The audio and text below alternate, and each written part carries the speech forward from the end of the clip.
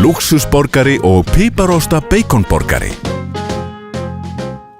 Netto, þar sem grillveislan byrjar.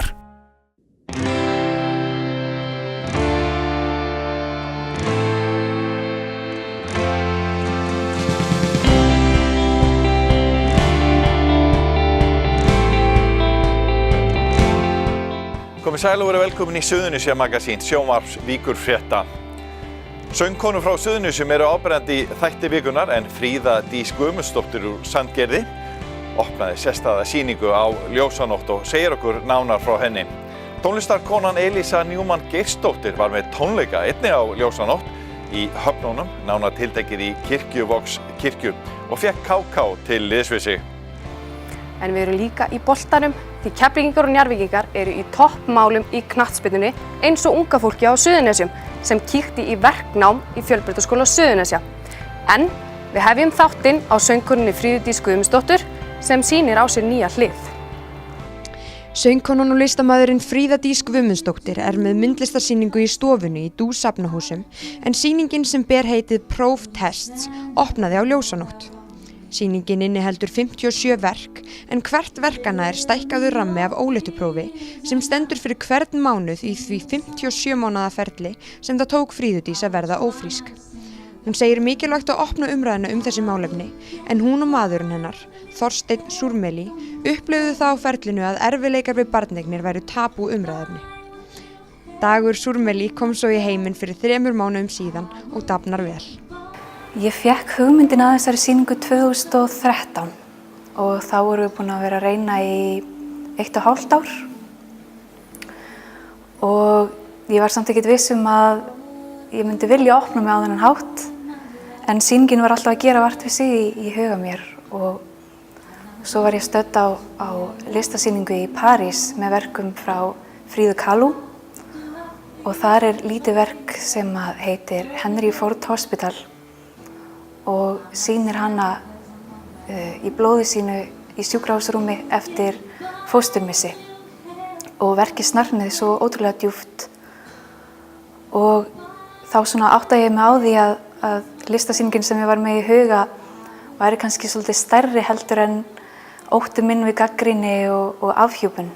Hún gæti kannski hjálpað einhverjum öðrum eins og verkið hennar Fríðu hjálpaði mér. Fenguð einhverja skýringu á því af hverju gæti þið eignast börn?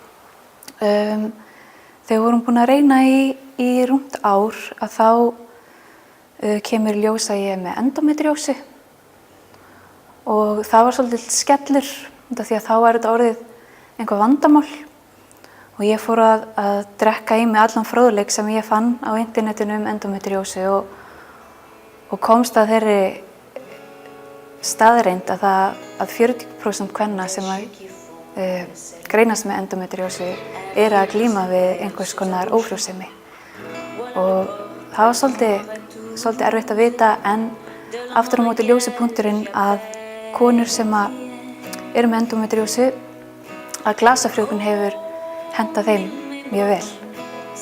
Þannig að við ákváðum svolítið þá að ef þetta myndi ekki ganga upp á einhverju tímapunkti þá myndum við skoða þá leið sem við svo gerðum.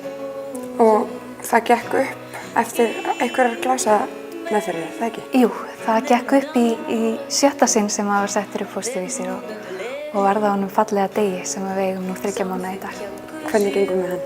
Alveg rosalega vel, hann er algjör draumur. Af hverju ákvaðstu að opna umræðuna þetta? Ég man allavega þegar við erum að reyna og í hvert sinn sem það er viðtal við einhvern eða einhver sem er að tala ófrjósemi að þá bara lásum við að spjalda hann á milli fram og tilbaka og það veitti okkur ótrúlega mikla von og bara að vita að maður er ekki einn í þessu og það var kannski það sem kom okkur mest á óvart. Við vorum búin að vera að reyna í mörg ár og vorum ekkert að tala þetta en svo loks þegar við förum að opna okkur við vini okkar og þá kemur í ljós að það eru bara fleiri í okkar vinahópi sem að díla við það nákvæmlega sama og það er ótrúlega gott að finna styrk í því. Kannski fólk þorir af einhverjum ástæðum ekkert að tala þetta? Einmitt, sem maður skilur það líka ótrúlega vel því að það er ótrúlega mikið sorg sem fylgir þessu og maður kannski veit ekki bestu leiðina til að tala þetta en en við verðum að reyna að finna einhverja leiðir. Hvernig var svo tilfinningin þegar 57. ólíkuprófið reyndist jákvætt? Það er eiginlega bara, það er ólýsanleg tilfinning. Það er eitthvað sem ég endur upplifi aftur og aftur. Og já, við hjónunum við rífum upp fyrir eiginlega hverjum einasta degi. Þetta var alveg stórkostleg upplifun. En aftur á móti var líka mikil hræðsla á meðgöngunni. Er þetta virkilega satt? En við erum svo ótrúlega lánsöm að þetta gekk upp hjá okkur í fyrsta sinn sem að við erum ófrísk. Það eru, þó að myndirnar séu svona keimlíkar, þá er sagan á bakvið hverju eina öðruvísi. Það eru svona ákveðna myndir sem eru erfiðari kannski heldur en aðrar. Og þessi veggur hérna er kannski einna erfiðasti. Það var hérna í apríl 2016 sem að við kláruðum fyrstu fósturvísan okkar, fyrstu meðferðina. Og fengum 8 fósturvísa sem að ýmist fóru upp eða lifði ekki af frystingu. Og það var rosalega mikill skellur. Þá einhvern veginn vorum við búin í meðferð og vorum eiginlega bara á núllpunkt aftur komin á sama stað. Og þá ákveðum við ásamt læknunum okkar Ingunni Jónsdóttur hjá IVFF að fara í blæðingastopp. Og það felst í því að fara á pilluna slitlaust sem er alveg stórkostlega mikil þversögn sem felst í því að vera á pillunni en að vera að reyna að eignast börn. En það er bara til að róa bólgunar í maganum. Og svo aftur í júlí 2016 þá fáum við alveg hörmulega fréttir þegar að tengdamóðir mín, mamma Steina, greinist með krabbamein. Og stutt eftir það þá ákveðum við að byrja nýja meðferð. Að halda í vonina að við getum eignast barn. Og við byrjum aftur í meðferð í ágúst. Fáum símtal eftir að við vorum búin að panta tíma. Við héldum að það væri 6 mánaða bið út af flutningum. IVFF-klínikum keypti Artmedica. En þar sem við vorum í blæðingastoppi þá gátum við byrjað strax þegar að einn datt út. Og við ákváðum bara að skella okkur á það og við þurftum þá bara að byrja í lyfjameðferð daginn eftir og við bara ok, við gerum þetta.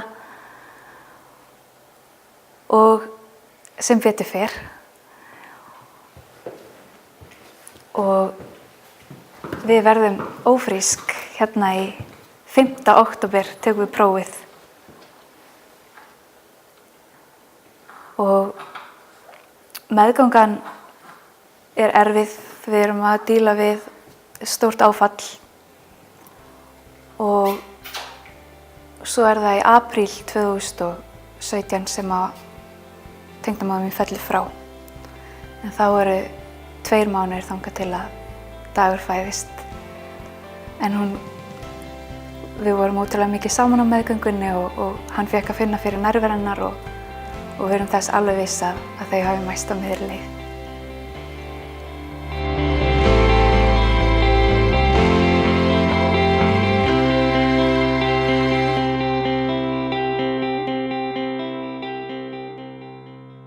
Verið velkomin í Hljómahöll, þar sem er fullkomin aðstaða fyrir árshátíðir, veislur, ráðstefnur og viðburði af öllum stærðum og gerðum. Við þjónustum þinn viðburð frá A til Ö. Nánari upplýsingar á hljómahöll.is. Látum verkin tala, verknámsmiðjur í FS, fóru fram í sumar í samstarfi Reykjanesbæjar og Fjölbrautaskóla Suðurnesja. Markmiði verkefnisins var að kynna og vekja áhuga nemenda sem voru að ljúka 9. bekk grunnskóla á verknámi. Verknámsmiðjurnar voru hluti af vinnuskólanum þar sem nemendum bauðst kostur á að velja smiðjur í háriðn, textíl, rafmagni, húsasmíði eða málmsuðu þegar þeir skráðu sig í vinnuskólan fyrr á þessu ári. Meginmarkmiðið að þau kynnist þessu þannig að þau geta kannski valið hvað langar til að verða eða gera. Sumum finnst þetta skemmtilegt og sumum finnst þetta leiðilegt, það er bara kannski eðlilegt. Og þá þekki allir að þú eru ekkert góður í neinu námi nema að leggja fyrir þig virkilega langar til að vinna við það.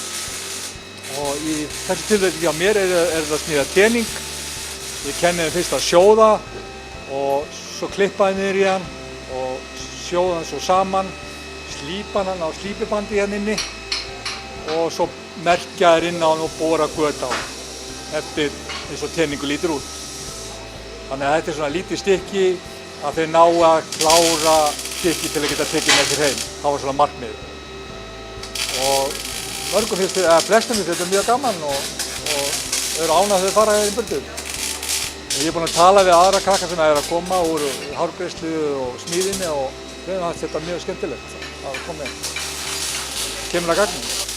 Maður tók eftir því maður labbaði inn að stelpur eru á bara fínum meirihluta hérna hjá okkur. Það er ekki droslega algengt í þessari grein að stelpur séu meirihluta? Það er ekki mjög algengt. Það er yfir kannski 2-3 ár. Koma oft vinkonur saman. Þeir eru að kenna þetta, að þetta er kennt sem valfag á önninni. Það koma oft svona 2, stundum 3 ár. Og ég hvet allar stelpur sem langar að pröfa þetta. Ef maður horfir eins og Rami Rist, hún lærði vel að verkfræðingur og svoleiðis að þetta henta bæði stelpum og strákum. Þetta er ekki bara, þú ert ekkert aðalega skítur eða neitt svoleiðis í kringum þetta. Þannig að ég held þetta, og svona kynning á þessu, þetta skila sér mjög vel, sko. Stelpur virðast alveg með að við þetta námskeið til dæmis hafa áhuga á þessu? Og mjög frambærið í þessu og fljótar að kynnast þessu og fljótar að læra, þannig að ég sé ekkert í því fyrirstuð að það komi hérna í Suðurnes hjá mér. Og er þetta ekkert flókið að gera þetta? Fyrst, svo er þetta alltaf lagi. Er þetta eitthvað sem þú verður til að vinna við í framtíðinni? Ég veit það ekki alveg. Maður sé svo fáar stelpur í svona iðngreinum. Finnst þér stelpur alveg geta verið jafn mikið í þessu og strákar? Já. Við byrjum bara því að skoða vélina sem er frammi og skera í nokkra búta og svo vorum við bara að klára að skera hringi og vorum bara að gera hátalara. Það er ekkert svolítið erfitt? Jú, ég held það en ég er ekki alveg viss. Maður sér alveg svolítið fáar stelpur sem starfa sem húsasmiðir. Er þetta eitthvað sem þú verður til að starfa við í framtíðinni? Ég veit það ekki alveg, ég er ekki alveg viss með það. Viltu segja mér hvað þú ert að gera núna við hárahónum? Ég er að setja eitthvað lím, eða ég veit ekki alveg hvað ég er að setja í hárið hans. Það mun gera mjög fínan. Ok, er þetta eitthvað sem þú vilt starfa við í framtíðinni? Nei, ekki persónulega. Langaði bara að prófa þetta námskeið? Já. Lúxusborgari og piparosta baconborgari. Netto, þar sem grillveislan byrjar.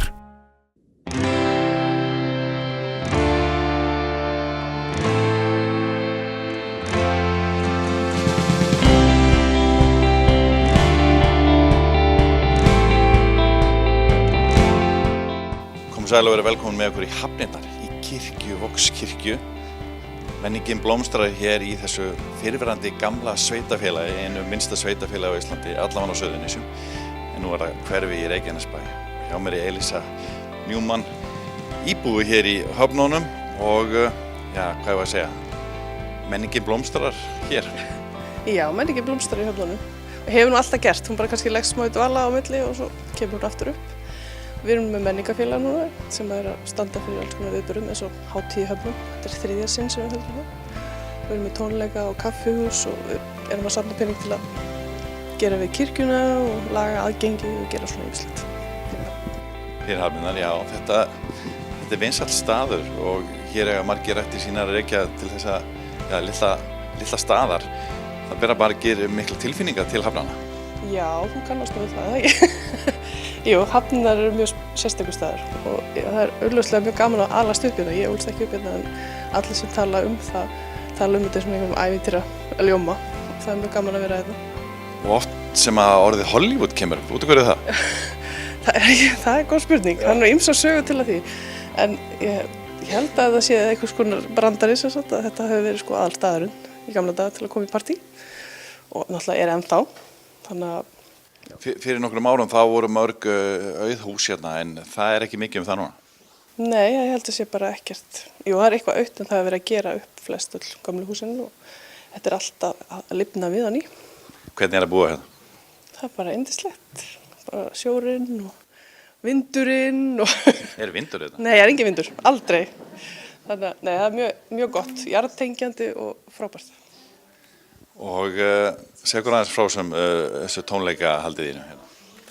Já. Og þú ert náttúrulega, þú býr hérna og ert að vinna hér heima og semja og svona, eða ekki? Jú, ég tók upp plötuna mína síðustu hérna í höfnunum, í stúdíónu mínu.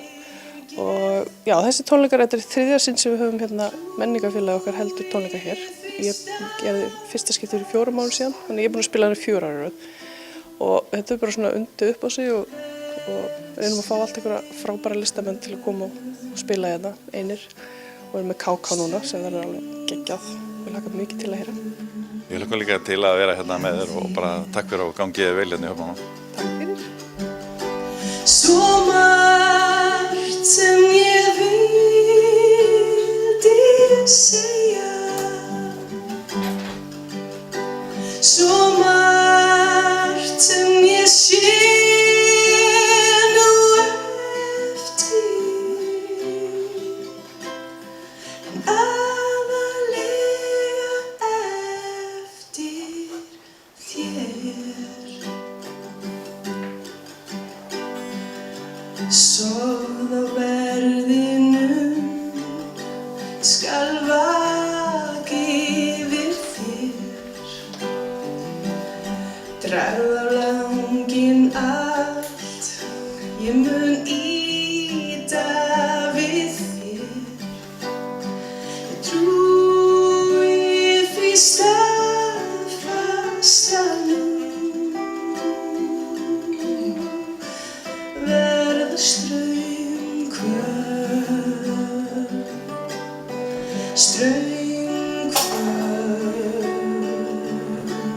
hjá þér.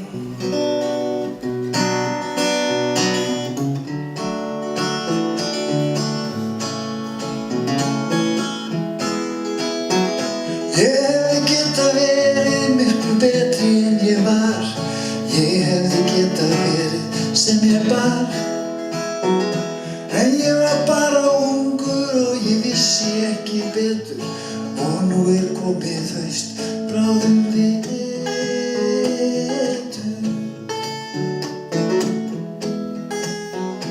Og þegar vetur leggst á okkur og nóttin verður lung, skal ég eyða fortíðinni með söng.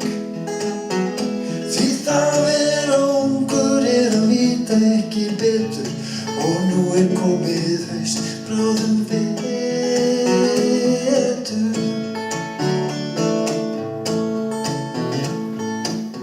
Gegnum myrkur, gegnum göng, gegnum þunglyndisleg ský.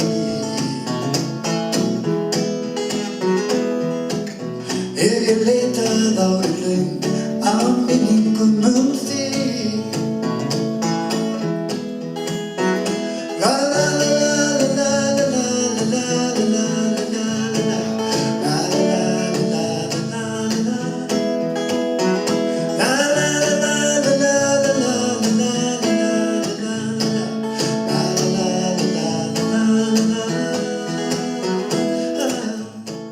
Það að setja saman hluti og sjá það smella saman finnst mér alveg ótrúlega skemmtilegt. Ég sé farangurskerfið upp á Keflavíkurflugvelli. Það er alltaf mikið að gera. Það er ótrúlega fjölbreytt verkefni. Það er alltaf aksjón á flugvellinum. Þetta er svolítið karllægt umhverfi og það er rosa gaman að vera kona. Svo er líka mjög fínt að vera svolítið frekur og ákveðin og geta þá leitað einhverjum breytingum og stöðum umbótum. Það eru allir rosa jákvæðir og tóku rosa vel í það þegar ég sagði að ég væri ólétt og með tvíbura og mikið hlegið og mikið brosað. Og í rauninni bara strax setti eitthvað svona plan í gang. Það er mjög þægilegt að vita, það er ekkert stress. Nú stend ég í framkvæmdum heima og það er ótrúlega þægilegt að taka ýmsa hluti sem maður hefur lært í vinnunni með heim. Ég bý í Reykjavík og keyri á hverjum degi til Keflavíkur í vinnuna og mér finnst það í raun og veru ótrúlega þægilegt og það er svona tími sem ég hef bara út af fyrir mig, ég keyri bara ein. Þetta er eiginlega eini tíminn sem ég hef, þar sem ég get bara stillt tónlistina svolítið hátt og sungið með og haft ótrúlega gaman.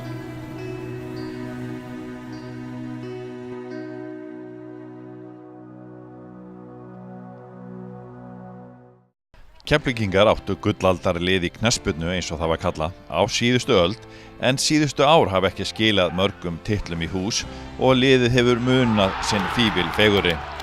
Liðið lék í næstefstu deild í fyrra og aftur í ár, en nú hefur liðið tryggt sér sæti í efstu deild, Pepsi-deildinni, að nýju.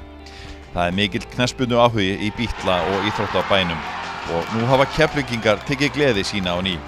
En það ekki bara stóra liðið í Reykjanesbæ sem hefur tryggt sér sæti meðal bestu liða landsins, heldur hefur litli bróðir Njarðvíkingar einnig unnið sig upp deild. En þeir hafa undanfarin ár leikið í annarri deild og fara nú í inkasso-deildina eftir frábært sumar. Þeir lögðu Víðismenn 3-2 í þriðju síðustu umferðinni á Nesfiskvellinum í Garði í svakalegum leik síðustu helgi. Víðismenn hafa staðið sér vel í annarri deildinni og eiga enn möguleika á að komast upp, þó líkurnar séu ekki miklar. Þróttarar í Vogum á Vatnsleysuströnd eru í stuði í þriðju deildinni og eiga möguleika á að vinna sig upp deild, þannig að fótboltinn hefur verið heitur á Suðurnesjum þetta sumarið. Sjónvarp Víkurfrétta hefur sýnt beint frá ýmsum viðburðum í gegnum Facebook síðu VFF. Við sýndum meðal annars leik Keflavíkur og Gróttu á nettovöllunum í þriðju síðustu umferð inkasso-deildarinnar, en þá sigruðu Keflvíkingar 3-0 og tryggðu sér jafnframt öruggt sæti í Pepsi-deildina á næsta ári. Við ræddum við leikmenn og þjálfara eftir frækinn sigur. Já, með þessum sigri Keflvíkinga á Gróttu eru þeir búin að tryggja sér sæti í Pepsi-deildinni eftir deild á næsta ári og hjá mér nú einn leikrendasti, þú ert leikrendasti leikmaðurliðsins Hólmar Rúnarsson. Þetta stór stund sem að Keflvíkingar eru búin að bíða eftir. Já, þetta var virkilega sætt og virkilega gott að bara klára þetta í dag. Tvær umferðir eftir og bara sterkt hjá okkur. Það var frekar erfiður fyrir hálfleikurinn. Já, það var virkilega erfiður og við ólíkir sjálfum okkur. Og Grótta gerði okkur bara erfitt vik. Lét okkur lítið illa út á köflum, en í seinni hálfleik þá fannst mér gera þetta miklu betur. Vorum komin nær þeim, unnu boltann að þeim og eftir að fyrsta markið kom þá fannst mér þetta ekki verið nein spurning. Þetta búin að vera mikil breyting á liðinu í ár. Já, það er margir leikmenn búin að koma inn, ungir og við erum með svolítið útlendingum líka. Það er rétt og við erum líka búin að lenda í einhvern skakavöllum, búin að missa nokkra menn út, Jónas, Einara, Jóa og örugglega einhverju fleiri sem ég að gleyma. Og það er bara ungir strákar og aðrir búin að stígu upp sem er bara virkilega jákvætt. Þannig að Keflavík á sjálfsögðu heima í efstu deild. Já, við viljum meina það, en við þurfum að sýna það. Við töldum okkur eiga líka verið í Pepsi-deild 2015 og við fjöllum þá bara skítfjöllum. Svona í lokin, segðu hvað aðeins frá þessu fína markiðinu í leiknum. Óma var búinn að segja mér að markmaðurinn væri svolítið oft framarlega og ég nýtti með það. Svipaðir yfir hann? Já, þetta var nokkuð gott mark þó ég segi sjálf frá. Vel gert. Takk fyrir það. Hamingju með þetta. Og við erum að fá supermarkmanninn okkar, hann Sindra, sem var í hamingju með þetta. Takk fyrir. Þetta lítur nú að vera svolítið skemmtilegt. Þetta er toppurinn á tilhörunni, ekki spurning. Svolítið erfitt svona í fyrirháleik. Já, við vorum bara lélegir í fyrirháleik ef ég kom einhver orð á þetta. En við bara tókum okkur saman í andlitinu og sýndum að við erum sterkara lið, en Grótta ég skil ekki á hverju þeir eru svona fallið núna, ég bara næði ekki, þetta er öflugt lið, en við erum besta liðið í deildinni og við eigum að sýna betri fyrirháleik, en þetta eftir lagi, við komum margfalt betur út í seinni og klárum þetta. Ok, það eru 2 leikir eftir, en hvernig svona þín tilfinning eftir það sem að búið í sumar? Þið eru bara búin að vera mjög einbeittir og svona, ákveðnir í að ná þessu markmiði? Já, við sem sagt byrjum ekki vel og þá voru einhverjir stuðningsmenn orðið heldur svartsýnir við töpum á móti Þrótti í 7. umferð, þá vorum við bara konum með 65 leiki með eitthvað. Þá voru einhverjir farnir að vera svolítið svartsýnir, en við bara höfum alltaf trú á þessu, unnum 6 leikir upp, komum okkur inn í pakkan aftur. Þegar það ekki að tapa leiki í þessari deild, þá ertu bara komin aftur út að það eru svo fá lið að misstíga sig.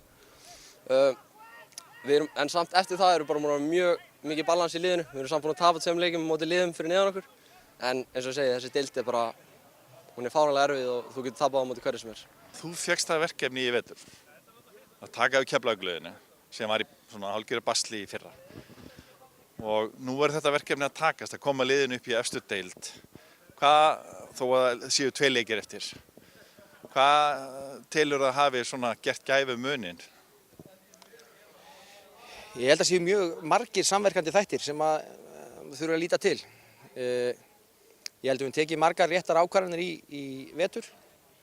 Við gáfum mörgum ungum leikmönnum tækifæri á að stíga sem fyrstu skref í undirbúningsleikjum og inn á æfingum og öðru sem að skiluðu sér síðan hér inn í sumarið og hafa tekið stórt pláss í liðinu. Þetta eiginlega splunkunýtt nýtt lið. Ég held að við höfum verið að fara yfir það í dag að það hafi verið einn byrjunarliðsmaður til dæmis í síðasta leik sem var í byrjunarliðinu fyrra. Já, það er rétt. Og það er svona kannski segir enn meira til að það eru mikla breytingar og það tekur tíma að móta og búa til svoleiðis lið. En þessi strákar eru góðir í fótbolta, eru fljótir að læra inn á hvern annan og eins og ég segi, þeir voru fljótir að þroskast og læra í sumar og það er ástæðan fyrir því að við erum á þessum frábæra stað núna þegar 2 umferðir renna eftir af mótinu.